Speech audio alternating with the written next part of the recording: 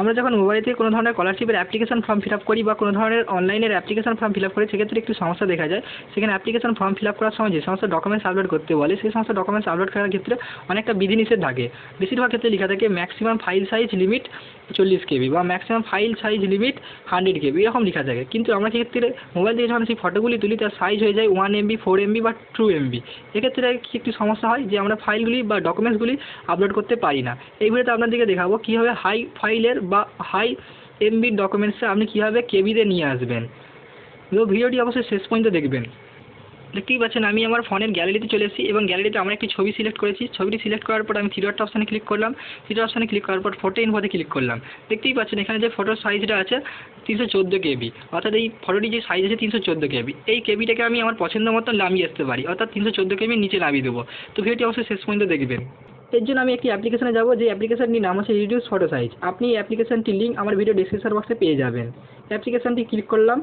Click করার পর দুটি অপশন পাবেন, সিলেক্ট ইমেজ আর টেক এ ফটো। আপনাকে সিলেক্ট ইমেজ অপশানে ক্লিক করতে হবে।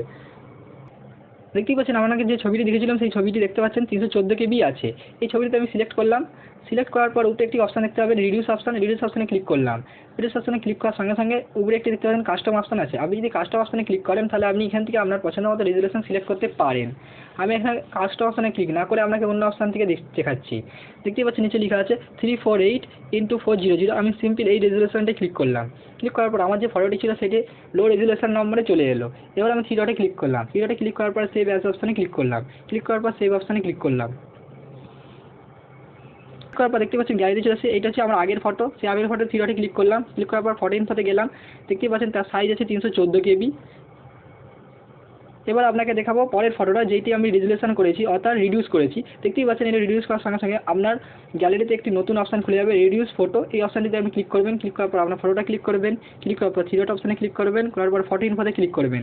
ফটো ইনফোতে যা ক্লিক করবেন দেখতেই পাবেন ফাইল সাইজ আছে 12.6 KB, অর্থাৎ এর সাইজে ছিল 314 KB, এখন 12.6 KB তে নিয়ে এসেছে। এবার আপনি আমার পছন্দ মতো আপনার ডকুমেন্টস যে কোনো জায়গায় আপলোড করতে